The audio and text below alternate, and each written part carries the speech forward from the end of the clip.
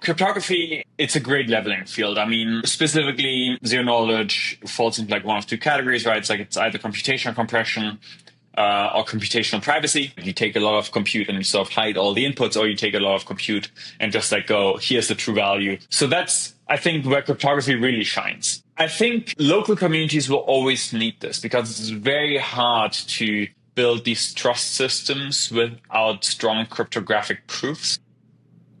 Right.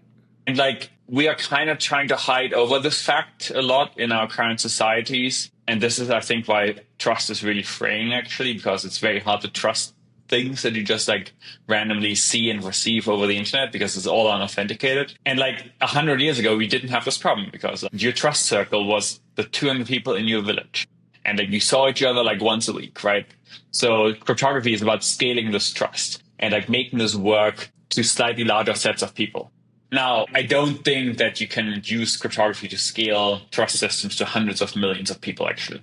I think there's sort of a very natural limit to like what a single governance system can handle. And I've become very pessimistic. I think like the right country size is probably 10 million people. Like anything beyond 10 is probably too much. Because it becomes so divergent in terms of what people want, how often they talk to each other. Like when I think about this in Switzerland, I only lived here 7.5 years, and I'm like 2 hops away from the current national government. And like, this is just like, it's hard to achieve if you're 230 million people or something, like because your scale gets much more different. So I think that's one aspect. And the other aspect is actually like, how do you secure yourself as a local community?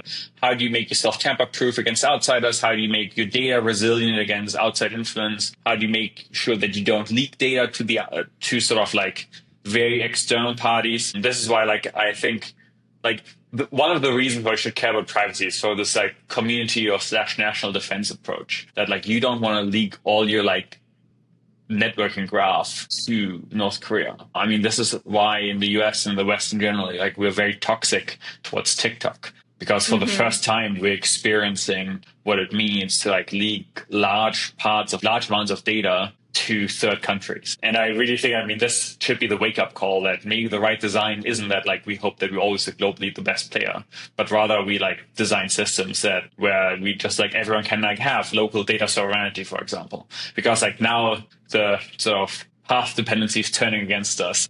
And now we're like, oh, damn it, I wish we weren't leaking all this data. I'm like, yeah, we should be building infrastructure to make this possible in practice.